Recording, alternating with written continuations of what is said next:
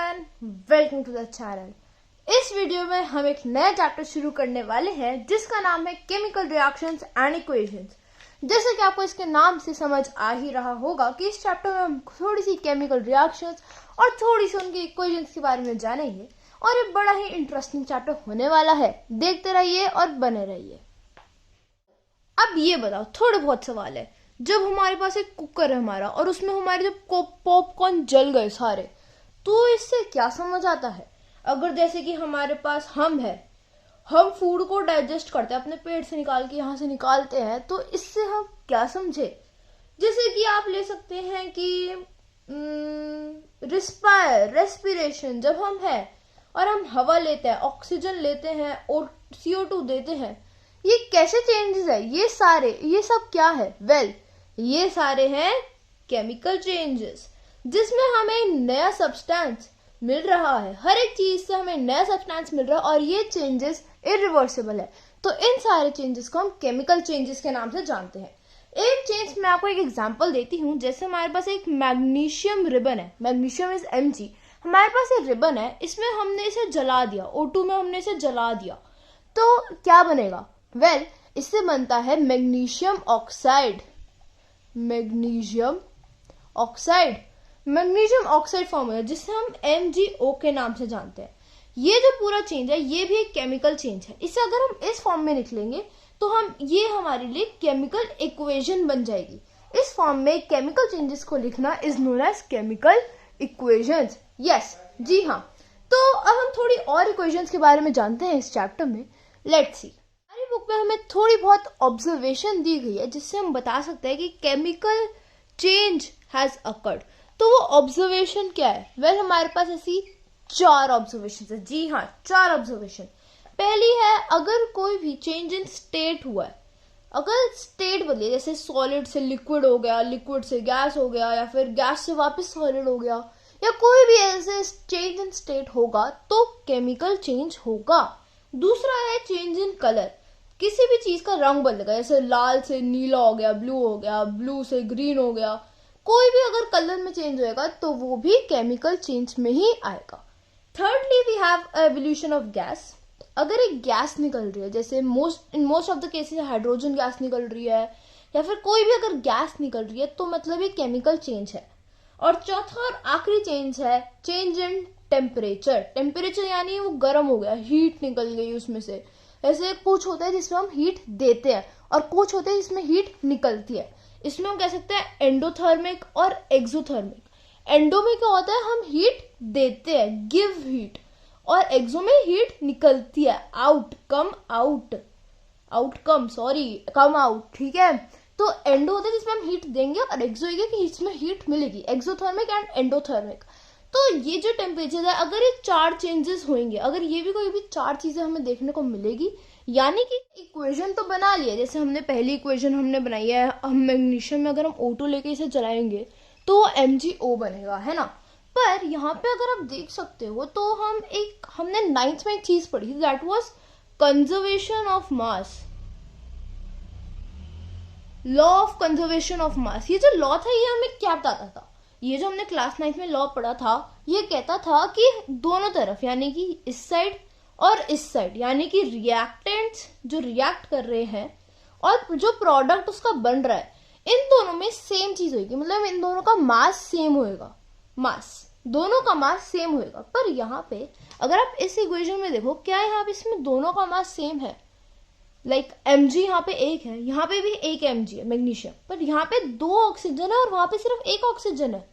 इसका मतलब यहाँ पे जो मास है वो ऑक्सीजन का सेम नहीं है, और इससे जो law of conservation of mass है इसने तो इसे गलत साबित कर दिया। पर ये कंजर्वेशन ऑफ मास तो सही है भाई, गलत कैसे हो गया ये? तो इसका कारण है जो नहीं हुआ है, बिकॉज हमने इसको बैलेंस नहीं किया था। इस इक्वेशन को हमें बैलेंस करने की जरूरत है, तब जाके ये लॉ ऑफ कंजर्वेशन मास को सेटिस्फाई करेगा और ये हमारी कंप्लीट इक्वेशन सही इक्वेशन बनेगी। ये इक्वेशन अभी गलत है, इसको हम बैलेंस करते हैं तो कैसे आएगा? जैसे हमारे पास magnesium plus O2 is equal to MgO है, राइट। हमारे पास मैग्नीशियम 1 है, उसमें कोई चेंज नहीं है, हमें ऑक्सीजन यहाँ पे 2 बनाने हैं, तो यहाँ पे 1 ऑक्सीजन है। अगर हम यहाँ पे आगे 2 लगा दें दो हम लगा सकते हैं, हमने 2 MgO ले लिया, 2 MgO ले लिया, एक MgO ये रहा, एक MgO ये रहा, हमने इसे 2 MgO ले लिए, तो यहाँ पे 2 Mg आ गए। तो मैग्नीशियम ऑक्सीजन के तो यहाँ पे हमारे पास 2 हो गए, राइट। बट यहाँ पे हमारे पास मैग्नीशियम के भी तो 2 हो गए, तो यहाँ पे 2 मैग्नीशियम के है, तो लेफ्ट साइड में हमें 2 मैग्नीशियम के डालने पड़ेंगे, तभी तो ये इक्वेशन बैलेंस होगी। अब ये इक्वेशन बैलेंस है, 2 Mg 2 Mg, 2 O2 2 O2, 2 MgO 2 MgO, right. Yes, this is how we are going to balance the equation. और सारी इक्वेशंस को आपको इस तरह से बैलेंस करना, अगर आप ऐसे लिखोगे तो वो गलत हो जाएगा। Let us now see the types of chemical reactions. जो केमिकल रिएक्शंस है वो किन किन तरह की हो सकती है। हमारी बुक में 4 तरह की केमिकल रिएक्शंस का टाइप दे रखा है, 1 2 3 और 4। इन चारों को हम समझते हैं। लेट्स सी होती क्या है। तो पहला है हमारे पास कॉम्बिनेशन।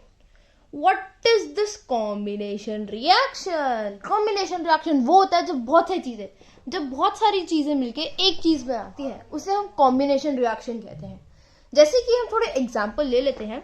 एग्जांपल में let's take the example of CaO, that is calcium oxide.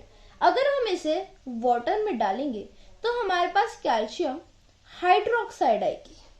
सो ये 2 चीजें मिलके एक चीज बना रही है, that is why this is the combination reaction, right.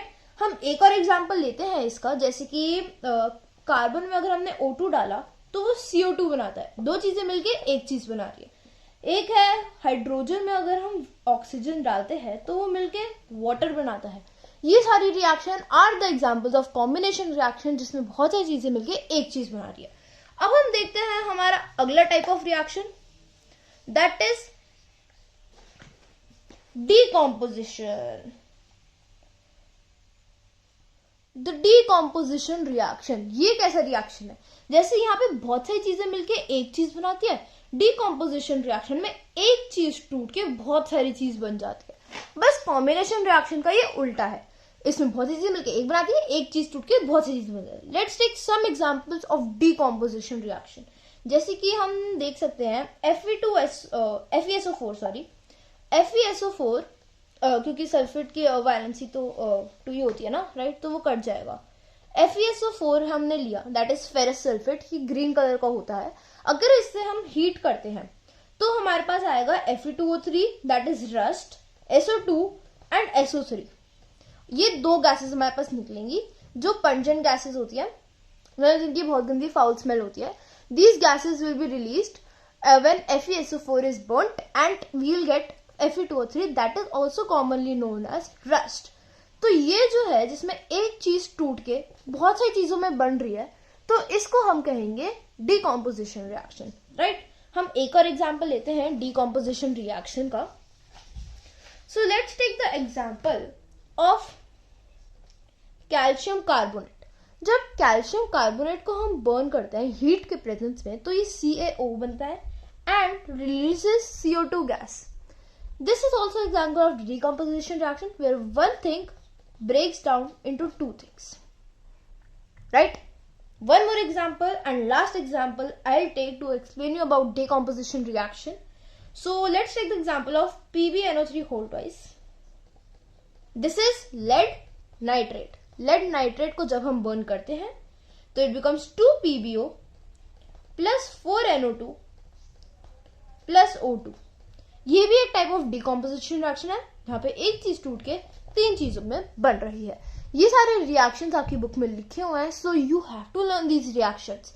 ये भी बहुत इंपॉर्टेंट रिएक्शन है जो मेनली पेपर में आ सकता है, right. Let's see the third type of chemical reaction.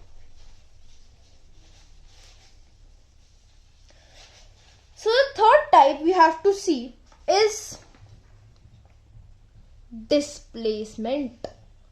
This reaction तो आपने क्लास 9th में भी पढ़ा हुआ है, यही सेम रिएक्शन, जिसमें से अगर हमारे पास AX है और इसमें हमने B मिला दिया तो BX बन जाएगा और A सेपरेट हो जाएगा। This is displacement reaction. मतलब हमारे पास 2 चीजें हैं और उसमें हमने एक चीज मिला दी, तो ये चीज इसको डिस्प्लेस कर देगी and from this end this, इसका, ताकि कंफ्यूजन ना हो, राइट। तो this is displacement reaction where a higher reactive metal displaces the less reactive metal।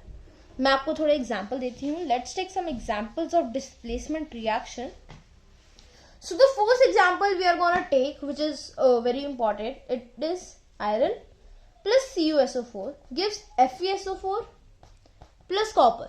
जिसमें हमारे पास जो आयरन है वो कॉपर से ज्यादा रिएक्टिव है. Iron is more reactive than copper. तो आयरन को उसके सोल्यूशन से डिस्प्लेस कर जाती है, कॉपर को उसके सोल्यूशन से डिस्प्लेस कर देती है. तो कॉपर की जगह यहाँ पे आयरन आ जाएगा, Fe यहाँ पे आ जाएगा और कॉपर अकेला रह जाएगा. This is displacement reaction. Let's take another example of displacement reaction where we will see zinc plus copper sulfate gives us, what will this give us? Let us see. क्योंकि zinc copper से ज्यादा reactive है, क्योंकि zinc ज्यादा react करता है copper से, तो zinc कॉपर को डिस्प्लेस करेगा इसके सोल्यूशन से. zinc इधर आ जाएगा और कॉपर इधर आ जाएगा, which means it will form ZnSO4 plus copper. This is the displacement reaction. ये आपने क्लास 9th में भी पढ़ा हुआ है, बहुत डीप में पढ़ा हुआ है. This is only the displacement reaction which you have to study in class 10th also. So the fourth type of reaction, the fourth type जो मेरा फेवरेट है, दैट इज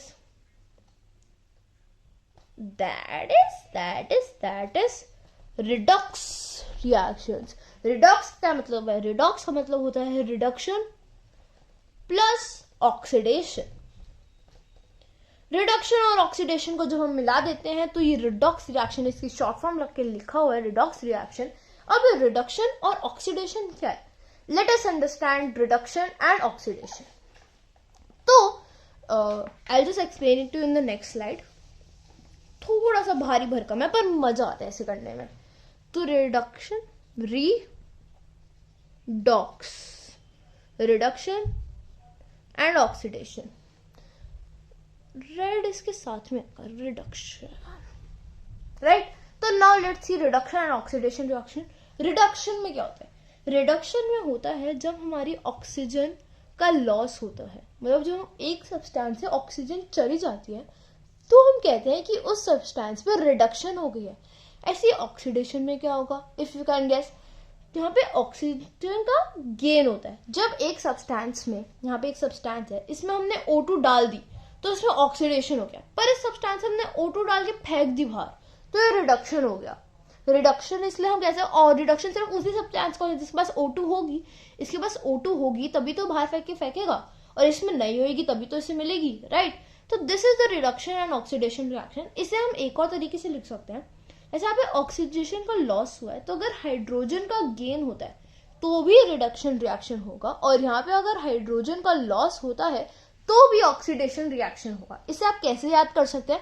वेल, ऑक्सीडेशन मतलब ऑक्सी कमिंग, राइट. तो oxygen का gain, और जहां पे भी गेन होगा वहां पे हाइड्रोजन का लॉस होगा, और उल्टी साइड इसका ऑपोजिट है, तो यहाँ पे गेन है तो यहाँ पे लॉस होगा, एंड हाइड्रोजन जहां भी लॉस होगा तो वहां पे हाइड्रोजन का गेन होगा. सो this is the redox reaction. इसका हम एक एग्जाम्पल लेते हैं और उससे समझते हैं. जैसे हम एग्जाम्पल लेते हैं, फॉर एग्जाम्पल CuO. अगर हम CuO में हम हाइड्रोजन मिलाते हैं तो Cu प्लस H2O बन जाएगा, मतलब हाइड्रोजन विल डिस्प्लेस, राइट. तो कॉपर में जब हम हाइड्रोजन मिलाया तो ये हमारे पास ये जो सब्सटेंस था इसमें ऑक्सीजन थी, पर यहाँ पे आके इसमें ऑक्सीजन नहीं बची, मतलब ऑक्सीजन थी और ऑक्सीजन नहीं बची, ऑक्सीजन का लॉस हुआ, एंड दैट इज रिडक्शन.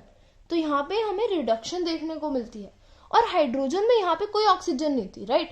पर यहाँ पे आते आते इसके पास ऑक्सीजन आ गई इसके पास, तो हम कहेंगे कि हाइड्रोजन का ऑक्सीडेशन हुआ है यहाँ पे, क्योंकि उसे ऑक्सीजन मिली है और इसकी ऑक्सीजन गई है, रिड्यूस हुई है.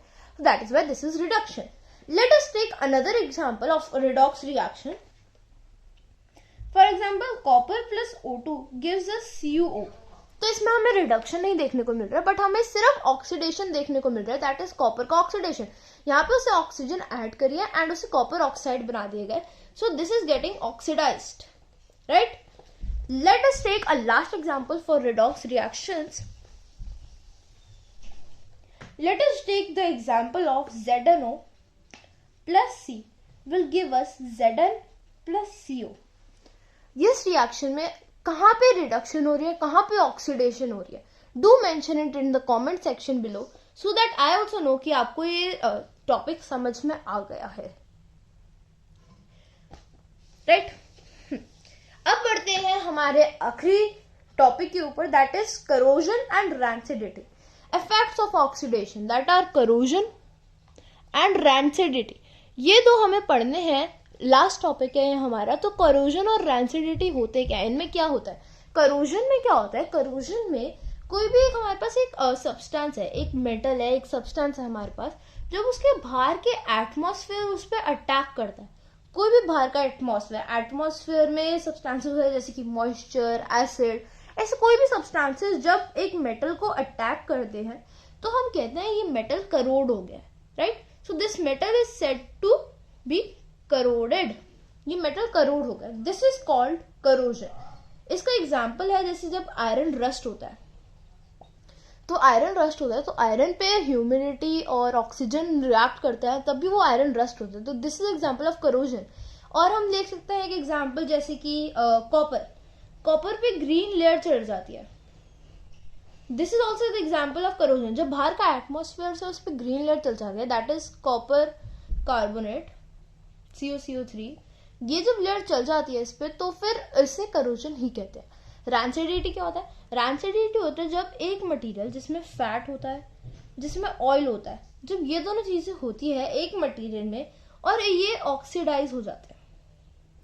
You know the meaning of oxidise, मतलब जब इसमें O2 आ जाती है, जब ये ऑक्सीडाइज हो जाते हैं तो इनकी स्मेल और इनका टेस्ट दोनों खराब हो जाता है। स्मेल और टेस्ट इन सब्सटेंस खराब हो जाता है ऑक्सीजन के आने से। This is known as rancidity. इसी वजह से इसका एक एप्लीकेशन है, इसी वजह से जो चिप्स होते हैं, चिप्स को कभी आपने देखा होगा तो फूले फूले से आते हैं, जो फूले फूले होते हैं वो अच्छे निकलते हैं। जब बच्चे होते हैं वो फूले फूले चिप्स लेना पसंद करते हैं क्योंकि अच्छे निकलते हैं। क्यों अच्छे निकलते हैं वो? क्योंकि वो नाइट्रोजन से फ्लरिश्ड होते हैं, नाइट्रोजन उनके अंदर डाली जाती है ताकि ऑक्सीजन उन पर अटैक ना कर सके। वहीं जो चिप्स होते हैं जो ऐसे पिचके से होते हैं, उनमें ऑक्सीजन आ जाती है और वो थोड़े से अजीब से, टेस्ट उनका खराब होता है, स्मेल गंदी आती है उनमें से। तो दैट इज वाई, बिकॉज उनकी नाइट्रोजन लॉस्ट हो गई, बिकॉज ऑफ सम छेद और कुछ हो गया उसमें। तो ये नाइट्रोजन डाली जाती है which acts like an antioxidant, और वो ऑक्सीजन को आने नहीं देती है। This prevents the rancidity for chips, क्योंकि चिप्स में फैट्स और ऑयल होता है, right. Yes. So with this topic, we come to an end of the chapter, and I hope you liked the chapter and you understood the chapter. Do mention in the comment section if you like this video. Don't forget to like, share and subscribe. Hello everyone, welcome to the channel. इस video में हम एक नया chapter शुरू करने वाले हैं जिसका नाम है केमिकल रिएक्शंस एंड इक्वेशंस। जैसे कि आपको इसके नाम से समझ आ ही रहा होगा कि इस चैप्टर में हम थोड़ी सी केमिकल रिएक्शंस और थोड़ी सी उनकी इक्वेशंस के बारे में जानेंगे, और ये बड़ा ही इंटरेस्टिंग चैप्टर होने वाला है। देखते रहिए और बने रहिए।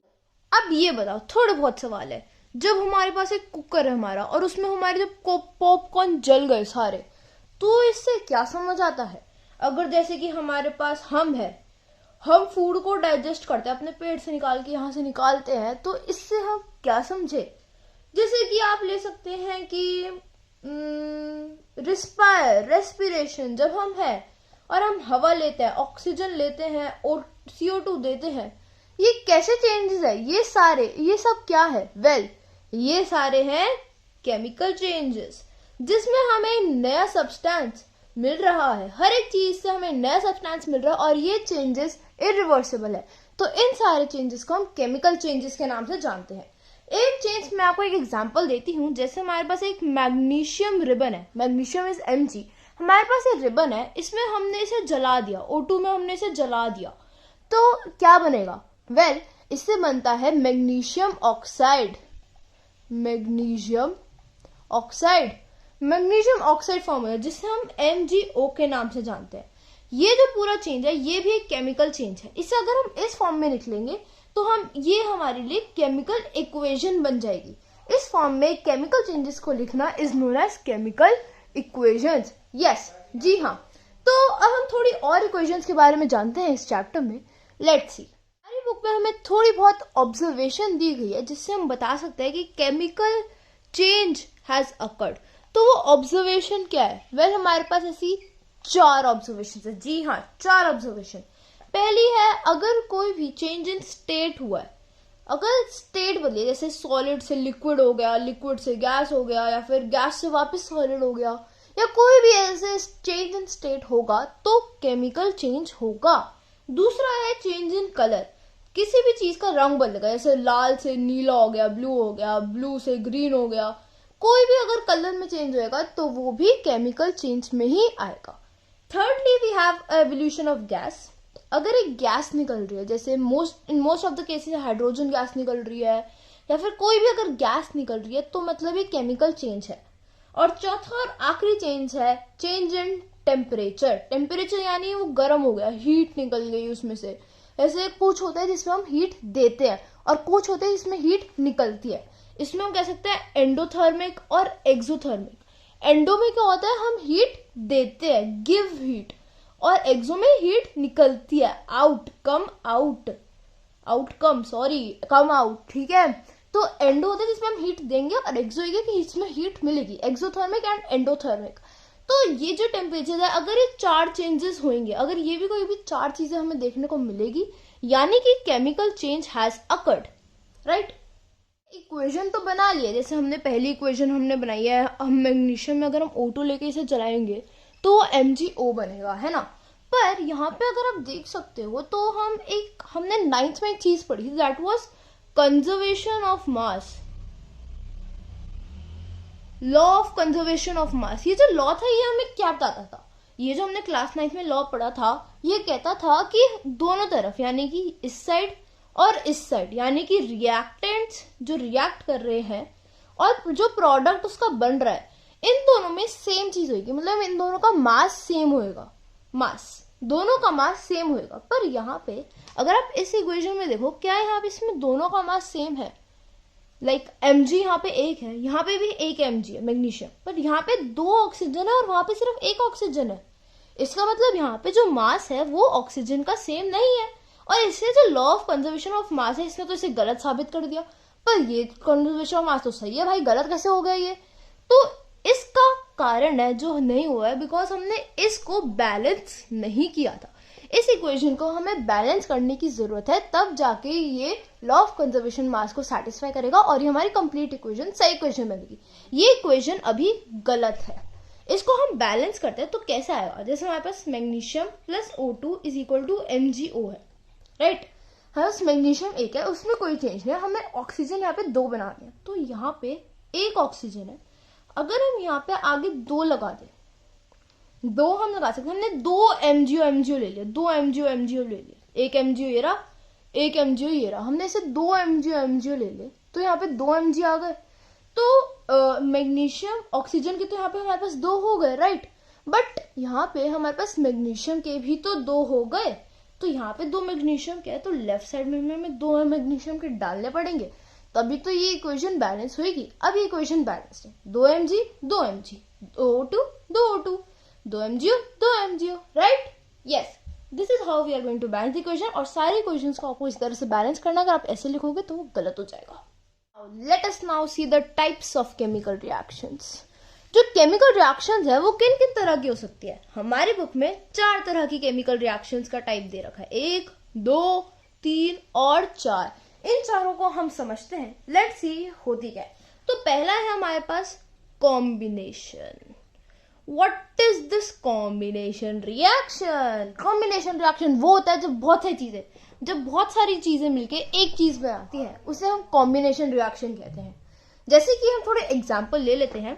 एग्जाम्पल में let's take the example of CaO, that is calcium oxide. अगर हम इसे वाटर में डालेंगे तो हमारे पास कैल्शियम हाइड्रोक्साइड आएगी। सो ये 2 चीजें मिलके एक चीज बना रही है, that is why this is the combination reaction, right.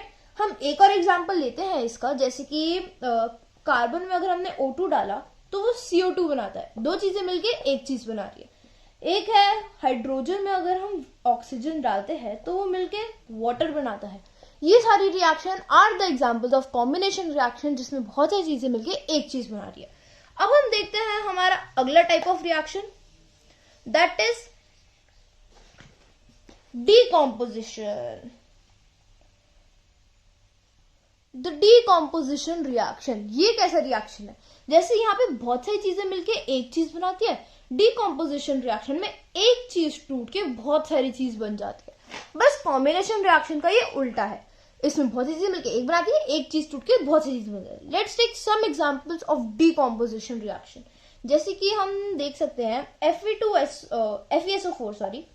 FeSO4 क्योंकि सल्फेट की वैलेंसी तो 2 ही होती है ना, राइट, तो वो कट जाएगा।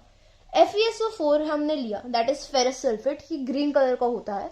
अगर इससे हम हीट करते हैं तो हमारे पास आएगा Fe2O3 that is rust, SO2 and SO3। ये 2 गैसेस हमारे पास निकलेंगी जो पंजेंट गैसेस होती है, जिनकी बहुत गंदी फाउल स्मेल होती है।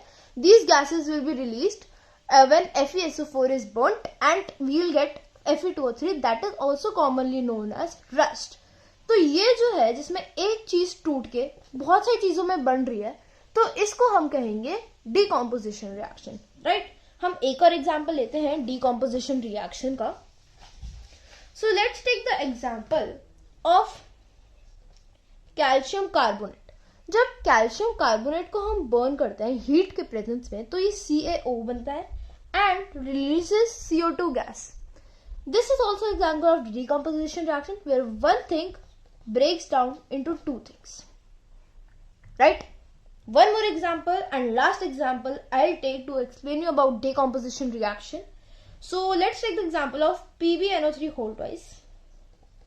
This is lead nitrate. Lead nitrate को जब हम burn करते हैं तो it becomes 2PbO plus 4NO2 plus O2। ये भी एक टाइप ऑफ डिकॉम्पोजिशन रिएक्शन है जहां पे एक चीज टूट के 3 चीजों में बन रही है। ये सारे रिएक्शंस आपकी बुक में लिखे हुए हैं, so you have to learn these reactions.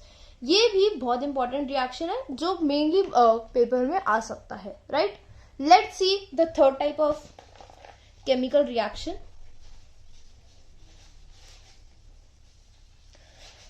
So the third type we have to see is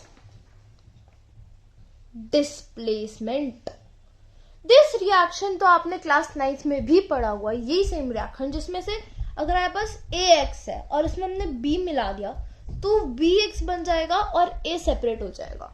this is displacement reaction. मतलब हमारे पास 2 चीजें हैं और उसमें हमने एक चीज मिला दी तो ये चीज इसको डिस्प्लेस कर देगी and from this end this, इसका, ताकि कंफ्यूजन ना हो, राइट। तो this is displacement reaction where a higher reactive metal displaces the less reactive metal. मैं आपको थोड़े एग्जाम्पल देती हूँ। Let's take some examples of displacement reaction. So the first example we are gonna take, which is very important, it is iron plus CuSO4 gives FeSO4 plus copper, जिसमें हमारे पास जो iron है वो कॉपर से ज्यादा reactive है। Iron is more reactive than copper, तो iron को उसके सोल्यूशन से डिस्प्लेस कर जाती है, कॉपर को उसके सोल्यूशन से डिस्प्लेस कर देती है। तो कॉपर की जगह यहाँ पे आयरन आ जाएगा, Fe यहाँ पे आ जाएगा और कॉपर अकेला रह जाएगा। This is displacement reaction. Let's take another example of displacement reaction where we will see zinc plus copper sulphate gives us, what will this give us? Let us see. क्योंकि zinc copper से ज्यादा reactive है, क्योंकि zinc ज्यादा react करता है copper से, तो जिंक कॉपर को डिस्प्लेस करेगा इसके सोल्यूशन से। जिंक इधर आ जाएगा और कॉपर इधर आ जाएगा, which means it will form ZnSO4 plus copper. This is the displacement reaction. ये आपने क्लास 9th में भी पढ़ा हुआ है, बहुत डीप में पढ़ा हुआ है। This is only the displacement reaction which you have to study in class 10th also. So the fourth type of reaction, the fourth type जो मेरा फेवरेट है, दैट इज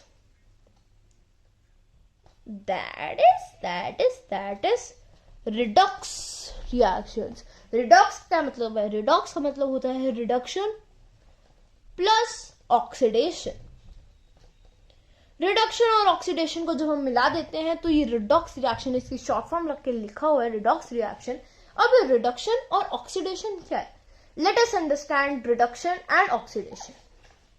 तो I just explain it to in the next slide. थोड़ा सा भारी भरकम है पर मजा आता है ऐसे करने में। तो reduction, redox, reduction and oxidation. Red इसके साथ में रिडक्शन, राइट। तो now let's see reduction and oxidation reaction. Reduction में क्या होता है? रिडक्शन में होता है जब हमारी ऑक्सीजन का लॉस होता है, मतलब जब एक सब्सटेंस से ऑक्सीजन चली जाती है तो हम कहते हैं कि उस सब्सटेंस पे रिडक्शन हो गई है। ऐसी ऑक्सीडेशन में क्या होगा? इफ यू कैन गेस, यहाँ पे ऑक्सीजन का गेन होता है जब एक सब्सटेंस में, यहाँ पे एक सब्सटेंस है, इसमें हमने O2 डाल दी तो इसमें ऑक्सीडेशन हो गया, पर इस सब्सटेंस हमने O2 डाल के फेंक दी बाहर तो ये रिडक्शन हो गया। रिडक्शन इसलिए हम कैसे, और रिडक्शन सिर्फ उसी सब्सटेंस का जिसके पास O2 होगी, इसके पास O2 होगी तभी तो बाहर फेंकेगा, और इसमें नहीं होगी तभी तो इसे मिलेगी, राइट। तो this is the reduction and oxidation reaction. इसे हम एक और तरीके से लिख सकते हैं, ऐसे यहाँ पे ऑक्सीडेशन का लॉस हुआ है तो अगर हाइड्रोजन का गेन होता है तो भी रिडक्शन रिएक्शन होगा, और यहाँ पे अगर हाइड्रोजन का लॉस होता है तो भी ऑक्सीडेशन रिएक्शन होगा। इसे आप कैसे याद कर सकते हैं?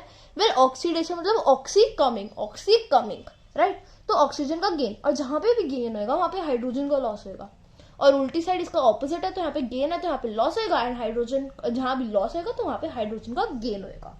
सो this is the redox reaction. इसका हम एक एग्जाम्पल लेते हैं और उससे समझते हैं। जैसे हम एग्जाम्पल लेते हैं, फॉर एग्जाम्पल CuO। अगर हम CuO में हम हाइड्रोजन मिलाते हैं तो Cu प्लस H2O बन जाएगा, मतलब हाइड्रोजन विल डिस्प्लेस, राइट। तो कॉपर में जब हम हाइड्रोजन मिलाया तो ये हमारे पास ये जो सब्सटेंस था इसमें ऑक्सीजन थी, पर यहाँ पे आके इसमें ऑक्सीजन नहीं बची, मतलब ऑक्सीजन थी और ऑक्सीजन नहीं बची, ऑक्सीजन का लॉस हुआ, एंड दैट इज रिडक्शन। तो यहाँ पे हमें रिडक्शन देखने को मिलती है, और हाइड्रोजन में यहाँ पे कोई ऑक्सीजन नहीं थी, राइट।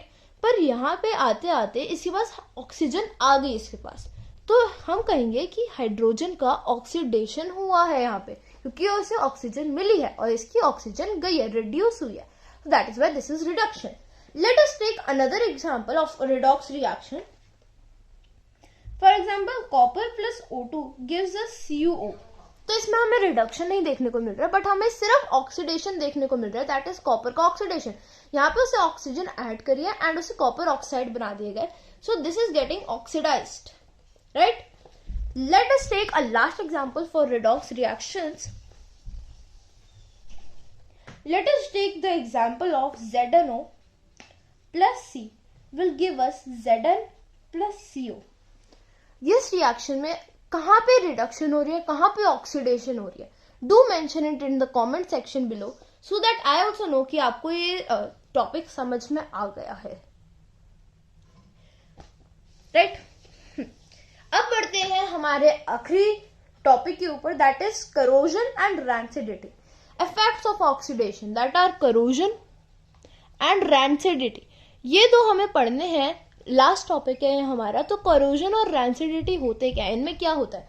corrosion में क्या होता है? corrosion में कोई भी एक हमारे पास एक सब्सटेंस है, एक मेटल है, एक सब्सटेंस है हमारे पास, जब उसके बाहर के एटमॉस्फेयर उस पर अटैक करता है, कोई भी बाहर का एटमॉस्फेयर में सब्सटेंसेस है जैसे कि मॉइस्चर, एसिड, ऐसे कोई भी सब्सटेंसेस जब एक मेटल को अटैक करते हैं तो हम कहते हैं ये मेटल करोड हो गया, right. So this metal is said to be corroded, ये मेटल करोड हो गया, दिस इज कॉल्ड करोजन। इसका एग्जांपल है जैसे जब आयरन रस्ट होता है, तो आयरन पे ह्यूमिडिटी और ऑक्सीजन रिएक्ट करता है तभी वो आयरन रस्ट होता है, तो this is example of corrosion.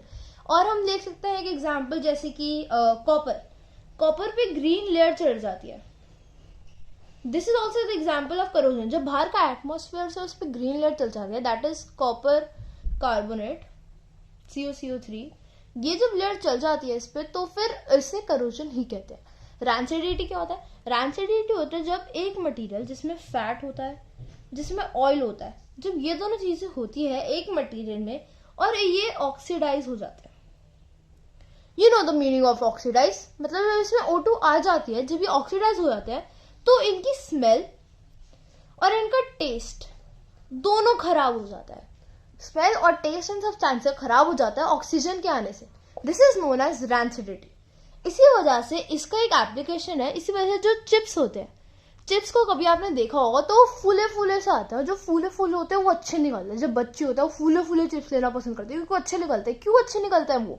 क्योंकि वो नाइट्रोजन से फ्लरिश्ड होते हैं, नाइट्रोजन उनके अंदर डाली जाती है ताकि ऑक्सीजन उन पर अटैक ना कर सके। वहीं जो चिप्स होते हैं जो ऐसे पिचके पिचके से होते हैं उनमें ऑक्सीजन आ जाती है और वो थोड़े से अजीब से टेस्ट उनका खराब होता है, स्मेल गंदी आती है उनमें से। तो दैट इज वाई बिकॉज उनकी नाइट्रोजन लॉस्ट हो गई बिकॉज ऑफ सम छेद और कुछ हो गया उसमें। तो ये नाइट्रोजन डाली जाती है which acts like an antioxidant और वो ऑक्सीजन को आने नहीं देती है। This prevents the rancidity for chips, क्योंकि चिप्स में फैट्स और ऑयल होता है, right? Yes. So with this topic, we come to an end of the chapter, and I hope you liked the chapter and you understood the chapter. Do mention in the comment section if you liked this video. Don't forget to like, share and subscribe.